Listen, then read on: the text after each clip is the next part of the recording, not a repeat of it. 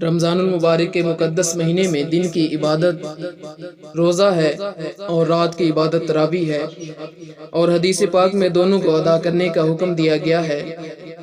حضرت سلمان فارسی رضی اللہ تعالی عنہ سے روایت ہے کہ جناب رسول اللہ صلی اللہ علیہ وسلم نے اپنے خطبہ میں ارشاد فرمایا، اللہ تعالیٰ نے اس ماہ مبارک کے روزے کو فرض کیا ہے اور اس میں رات کے قیام کو نفلی عبادت بنایا، پس یاد رکھنا چاہیے کہ روزہ فرض ہے اور تراویح سنت موقدہ ہے۔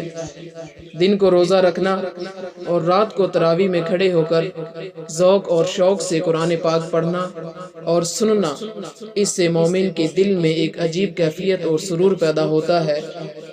حضرت ابو ہریرہ رضی اللہ تعالی عنہ سے روایت ہے کہ جناب رسول اللہ صلی اللہ علیہ وسلم نے ارشاد فرمایا، جس شخص نے ایمان کی حالت میں ثواب کی نیت سے رمضان کا قیام کیا، یعنی رات کو تراویح پڑھی، اور اس کے پچھلے گناہ معاف کر دیے جاتے ہیں۔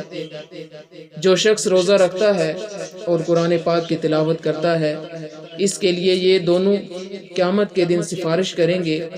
حضرت عبداللہ بن عمر رضی اللہ تعالی عنہ سے روایت ہے، جناب رسول اللہ صلی اللہ علیہ وسلم نے ارشاد فرمایا، روزہ اور قرآن بندے کے لیے بارگاہ خداوندی میں سفارش کریں گے۔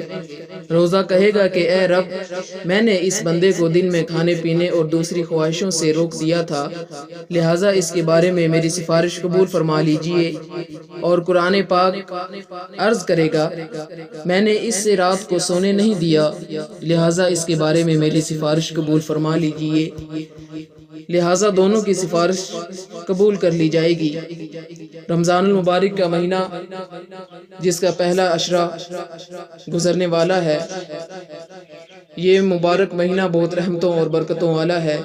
اس سے انسان کو پورا استفادہ حاصل کرنا چاہیے۔